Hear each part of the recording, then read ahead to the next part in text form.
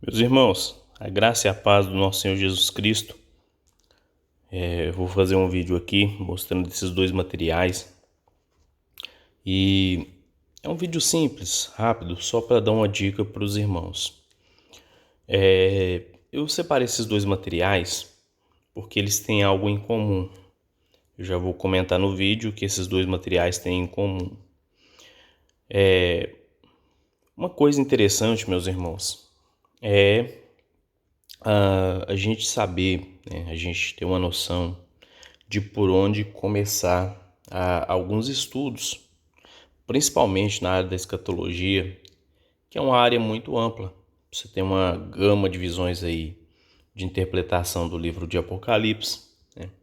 Só no livro de Apocalipse você tem 4 formas de interpretar: visão idealista, visão historicista, visão preterista e a visão futurista. Dentro dessas visões são estabelecidas as conexões com as outras áreas da escatologia. Por exemplo, dispensacionalismo, o pré-milenismo, pós-milenismo, amilenismo. Outra área, o pré-tribulacionismo, o pós-tribulacionismo, o mid, né, tribulacionismo, o meso. Enfim, mas para a gente entender isso, né, para a gente entender as profecias de Daniel, como elas estão conectadas com as profecias do Apocalipse, o propósito do livro de Daniel, o propósito do livro de Apocalipse, e para a gente também entender o entrelaçamento dessas profecias com outras áreas, né, da Bíblia. Então, nós temos aqui dois materiais: o livro Guia Completo das Profecias Bíblicas, do Stephen Miller, e o Guia Profético para o Fim dos Tempos, do Timothy Paul Jones.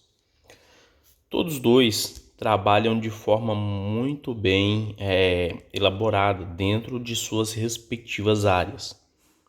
Lembrando que o Guia Completo das Profecias Bíblicas ele foi escrito foi publicado pela BV Books. Tá aí a foto e um pouco da biografia encurtada aí do Stephen Miller. E aqui do Timothy Paul Jones. Aí tem a biografia dele. Ele é professor no Seminário Batista, né? Enfim, tem graduação em bacharel e mestre em literatura bíblica. Enfim, tá aí uma breve bibliografia, biografia, né, dos autores, desculpa. Uma breve biografia dos autores. O que eu gosto nesses dois materiais, e eu vou tentar quebrar um certo mito agora, antes de explicar, mostrar algumas coisas desses dois materiais, né, eu vou quebrar um mito. Como que a gente aprende as coisas? Como que é dividido a questão do conhecimento? Eu tenho aqui, né, um material resumido de um curso que a gente fez. Deixa eu só pegar aqui rapidinho. Eita, dificuldade, hein? Mostrando aqui, ó, que a forma como nós aprendemos. Lembrando que isso daqui não é a soma da aprendizagem até atingir 100%. Até porque se somasse tudo aí, ia dar mais de 100%. Isso representando a totalidade. Mas a eficiência que você obtém no aprendizado, lembrando que isso depende da capacidade cognitiva de cada um, né? Não quer dizer que o método, porque você pode atingir essa eficiência, que todas as pessoas vão ter a mesma eficiência. Isso não é regra, né? Não quer dizer que todos vão absorver a mesma quantidade de conteúdo. Isso não é regra. Mas aqui diz o seguinte: aprende-se 20% do que ouve, 50% do que vê. Então, uma porcentagem muito boa. É sobre isso que eu vou falar, mostrando esses dois materiais e a importância desse tipo de material. Aprende 70% do que examina e 90% do que faz e 90% do que fala. Então, isso são formas, né, que a pessoa são porcentagens de eficiência em relação ao ensino-aprendizagem. Depende dos meios didáticos que são utilizados para expor o conteúdo, para que a pessoa consiga absorver, ou seja, para que você tenha um bom desenvolvimento pedagógico, para que a pessoa, você consiga transmitir, né, de forma bem prática, e a pessoa consegue absorver e guardar conteúdos. E muitas pessoas têm dificuldade com isso. Eu vou contar aqui um breve exemplo de quando eu era criança. Você já vê aqui na capa, logo de cara, que tem ilustrações. Eu vou contar um exemplo de quando eu era criança. Quando eu era criança, eu ia na Igreja Batista, na cidade de Martinho Campos. Eu moro na cidade de Pompéu, né? Algumas pessoas me conhecem, outras não, então eu vou me apresentar. Meu nome é Silvano, sou diácono da Assembleia de Deus. E quando eu era criança, minha mãe me levava na Igreja Batista. E um dia, a irmã Hilda, esposa do pastor Alan, ela mostrou pra gente duas gravuras. Uma de um coração sujo e outra de um coração sem aquela sujeira, sem aqueles riscos, sem aquela mancha. Tinha uma mancha num dos corações. Aí ela mostrou com base no Salmo de número 139, né? Para onde mirei da tua face? E aí os irmãos conhecem. Eu perguntei para ela, e ela falou, né, que aquele coração sujo era o coração do homem pecador, que o pecador ele tenta se esconder de Deus, e depois mostrou outro coração que era do homem limpo, né, que era o coração do homem que tem Jesus. Como é que eu gravei isso na mente, meus irmãos? Eu era criança, muito novo, né? Como é que eu guardei isso na minha mente? Eu guardei as palavras da irmã Hilda, né? A nossa professora de escola dominical, ela, a irmã Flávia, a irmã Glenda, que são as filhas do pastor, elas davam a escola pra gente. E eu ia no culto do pastor à noite, não que eu não lembre, às vezes dá uns flash de umas mensagens que o pastor pregava. Mas como ela usou gravuras, imagens, aquilo me ajudou a fixar o que eu aprendi. Olha a pergunta que eu fiz para ela depois que eu ouvi ela falando que o homem tenta se esconder de Deus por causa do pecado. Eu falei, e se amarrar o homem, colocar ele dentro de uma caixa de cimento, né, eu criança, e joguei lá no fundo do mar? Ela falou assim, o papai do céu também te vê lá. Nada é encoberto os olhos do papai do céu. Irmãos, eu gravei isso, eu gravei essa conversa. Eu lembro de detalhes, né? Hoje eu tenho 37 anos, eu tinha entre 7 e 8 anos. E muitas coisas eu não lembro, mas a forma como ela expôs, a didática que ela usou para expor esse conteúdo me ajudou a assimilar e a guardar isso. Me ajudou a fixar na minha mente. Então, quando eu pego materiais assim que tem gravuras, imagens, eu vou quebrar um mito aqui, né? Porque tem pessoas que não gostam. Tem pessoa que acha que isso daqui é muito raso, não sabendo, né, desfrutar da riqueza que tem no tipo de material. Por exemplo, tem pessoas que vai começar lendo escatologia pelo manual de escatologia. Eu indico ele para iniciante? Indico, desde que a pessoa tenha tempo para ler, dedicar e estudar. Ele já começa, por exemplo, fazendo uma análise, né, das formas de interpretação, com base, né, nos primeiros intérpretes que interpretaram a escatologia, enfim. Quando a pessoa chega lá no final do que é a interpretação, ela já perdeu, ela já esqueceu o que está lá no começo. Se a pessoa não tiver costume com a escatologia, eu não estou falando aqui para as pessoas que têm anos que estudam, né? A pessoa que tem anos que estuda, ela teve que desenvolver um método, teve que aprender de alguma forma para ela chegar onde ela está hoje. Mas nem todas as pessoas têm essa facilidade. E então, quando você quer estudar um assunto, né, de forma profunda, o ideal é você conhecer primeiro os vocábulos, os verbetes que estão relacionados com aquele assunto. Você ter análises breves daquele assunto, né? E aqui nesse material você vai ter mais ou menos isso, os assuntos de forma esboçada, até porque são guias. Se desdobrasse esse material, pegasse o que está esboçado nele, esses guias se transformariam em enciclopédias ilustradas, porque aqui tem base para muito estudo, para muita coisa, para ampliar e muito. Só como o propósito dele é orientar, né? O propósito de um guia é orientar o seu leitor em relação àquilo que está sendo apresentado, né? E esse guia das profecias bíblicas, o mito que eu disse que eu ia quebrar é que isso daqui é coisa para criança, é coisa para adolescente. Quando a gente começa a estudar, as primeiras imagens que a gente vê na escola, as primeiras coisas que a gente vê na escola são imagens. A pessoa começa colorindo, né? Fazendo o contorno das formas de desenho. Depois a pessoa aprende a fazer o alfabeto, né? Começa a escrever e a colorir. Lá, quando a pessoa está lá entrando já para o ensino superior, vamos dar um salto muito grande aqui. A pessoa aprendeu a fazer leitura, interpretar texto, matemática, física, geografia, sociologia, filosofia, história, as áreas do ensino, física, biologia. A pessoa aprendeu as áreas do ensino médio comum aí, ela vai lá para o ensino superior, né? No ensino superior, a pessoa aprende novamente a usar gravuras, né? A pessoa aprende a fazer mapas mentais. Não estou dizendo que todos os cursos superiores são assim, mas a pessoa aprende a usar mapas mentais, fazer diagramas, esquemas, organogramas, algoritmos, tudo relacionado à imagem, principalmente os mapas mentais. Quando você tem um texto muito grande, você vai estudar para uma prova, para um concurso, né?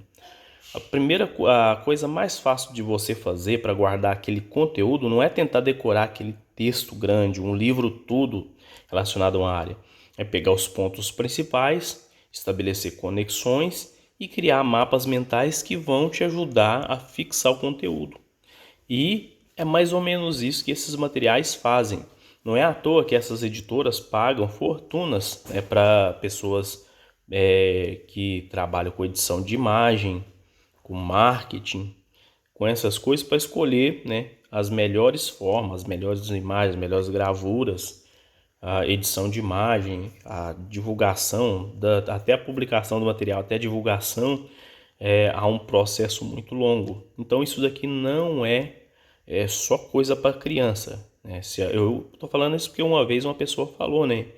Esse negócio de imagem e texto, isso é coisa para criança. Irmão, conversa, isso não existe.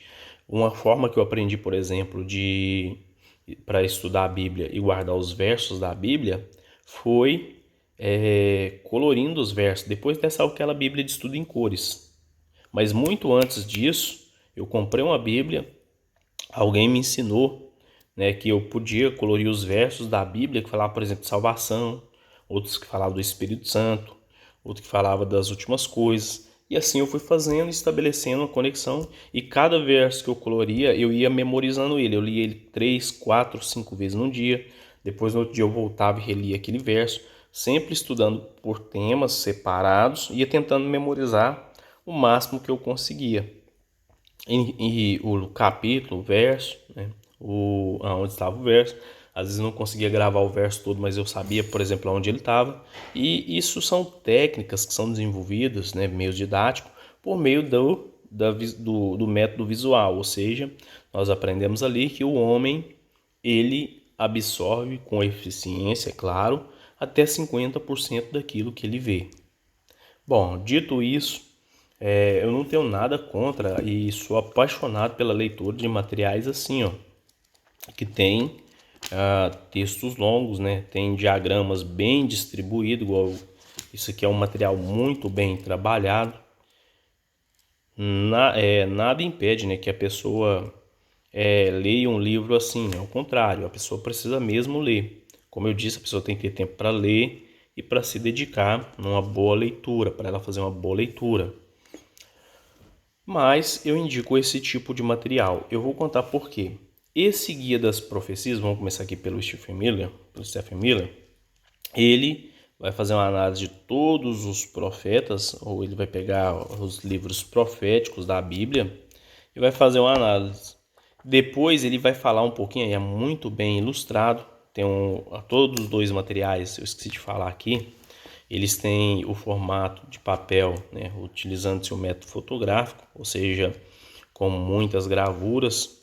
Outros materiais que fazem isso são alguns manuais bíblicos, né? Aquele manual bíblico do estudante da CPAD, Uso e Costume nos Tempos Bíblicos, manual bíblico da Sociedade Bíblica do Brasil, usam esse mesmo método. Tem uma enciclopédia da vida de Jesus, eu tenho ela ali, né? Ela também usa esse método, enfim. Então, ele vai pegar todas as profecias, né? Alguns profetas têm muitos mapas, muitos diagramas, muitas ilustrações aqui, uma breve análise, pode observar aqui, ó, o mapa de Israel nos tempos de Jesus, uma breve análise do texto de Mateus 24 e 25, né? Então, a gente vai ter muita, mas muita coisa aqui que vai ajudar o estudante, né, de escatologia, a pessoa que quer aprender a interpretar ou a estudar de forma correta as profecias. O interessante é que ele traz sempre um resumo, né? Por exemplo, quando vai falar dos profetas, ele faz a introdução ao profeta, o período que ele viveu, traz algumas curiosidades. Aqui, por exemplo, está falando sobre as igrejas da Ásia. Segue o mesmo princípio. Deixa eu só lembrar a página aqui, 223. Deixa eu ver se eu acho um profeta aqui, ó. Perfil do profeta. Aí ele vai trazer uma data, o local onde ele profetizou, vai trazer algumas curiosidades, né, algumas coisas referentes ao período, sobre aquilo que estava acontecendo, né, sobre o contexto, sobre o pano de fundo histórico, enfim. Então, eu gosto muito desse material. Ele vai reunir aí o livro de Apocalipse. O que a gente precisa saber é utilizar, né, aqui mostrando a cidade de Roma, os 7 montes que ela está fundada, né? Vai mostrar o porquê alguns consideram Roma como a cidade edificada sobre 7 montes, né? Por que Roma seria a Babilônia, enfim. Gente, é muito bom. Eu não vou me ater aqui aos detalhes que tem aqui no meio do livro, até porque não vai dar tempo, senão vai ficar muito grande. E a minha ideia é apresentar o material e as pessoas que tiverem interesse, por certo, vão adquirir esse tipo de material. Não estou dizendo que tem que ser necessariamente esse, mas vão adquirir esse tipo de material e vão passar a utilizar esse método para agregar nos seus estudos e no seu conhecimento, ou na sua forma de conhecimento, né? Esse guia profético, ele traz vários assuntos, ele já tem uma forma de trabalhar um pouco diferente do guia das profecias bíblicos, né? Esse guia para o fim dos tempos, ele vai trabalhar aqui com assuntos diversos relacionados à escatologia. Uma coisa que eu acho interessante, por exemplo, é a pessoa saber, né, quais são as visões, as formas que você tem para interpretar o livro de Apocalipse, que ele vai mostrar. Ele traz um breve resumo do que alguns pais da igreja achavam sobre o fim dos tempos. Ele vai trazer uma visão de como era a interpretação do Apocalipse com base nas visões, né, que eu falei, preterista, idealista, futurista e historicista. Então ele vai trazer várias coisas aqui relacionadas, né, com o tempo do fim do mundo. Vai tratar um pouquinho sobre o número 666, sobre a marca da besta, né? Vai falar um pouquinho sobre os 144 mil selados. Quem são os 144 mil? Quem são os 144 mil? Ele vai trazer umas 3 páginas aqui, se eu não me engano, falando sobre esse assunto. Então é muito bom. Aqui ele vai mostrar a diferença entre o que é milenismo, né? Num quadro comparativo, usa muito essa questão de quadros comparativos, né? O que é milenismo, o que é pós-milenismo, o que é milenismo dispensacional, o que é milenismo histórico. Então aqui, ó, a gente tem vários sobre o corpo glorificado, né? Como seria com base em textos bíblicos. Fora as concepções artísticas que eu acho o máximo, né? Estimula a nossa imaginação. Quando você está lendo o texto, quando você está comparando, você começa a absorver o conteúdo com essas representações artísticas. Você começa a pensar, né, como de fato aconteceu. Aqui falando um pouquinho sobre as alianças. Uma coisa interessante que esses materiais, tanto esse quanto o guia para o fim dos tempos, eles trazem timelines, né, linhas de tempo, mostrando como que estabelecer alguns eventos. Por exemplo, aqui está falando sobre os reinos, né, o reino de Israel, reino dividido, que era o reino do norte, reino de Israel, que era o reino do norte, reino do sul, que era Judá. Enfim, para mim são materiais muito bons. Ajuda e muito, principalmente, como eu disse, para quem está iniciando, que é uma visão sobre o reino de Deus, com base nas 4 formas de você interpretar o milênio. Lá no final tem uma coisa interessante. Ele faz uma comparação, outra timeline. Uma coisa interessante é que ele faz uma comparação entre as genealogias que tem dos 12 filhos de Israel que tem lá em Ezequiel, no livro de Gênesis e no livro de Apocalipse. Quem são as 12 tribos de Israel. Aqui é a interpretação sobre as profecias de Daniel, vai falar um pouquinho sobre as 70 semanas, as profecias de Daniel no capítulo 9, enfim. Gente, traz muita coisa, é muito bom esse tipo de material.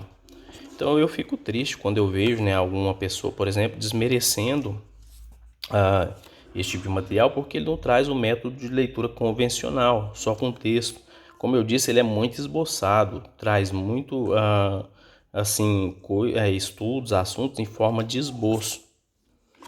E eu acho que ele tem uma linguagem bem atual, né, de forma que todo leitor, todo estudante, por mais ou menos que ele saiba, ele vai conseguir absorver, que é o propósito, né, da leitura, é você conseguir absorver e, como eu disse, fixar o conteúdo, que traz umas interpretações sobre o que era a besta, que aquela questão que eu falei para os irmãos sobre as interpretações do livro de Apocalipse com base nos pontos de vista, né, os 4 pontos de vista, preterista, histórico, idealista e futurista. Aí vai dar uma breve explicação sobre como era visto cada capítulo, como cada visão via, né? Então eu não vou dizer que a pessoa perde. Se a pessoa não gosta desse tipo de material, não vou dizer que a pessoa perde. Até porque se a pessoa não gosta desse tipo de material, ela vai continuar lendo outro tipo de leitura, né?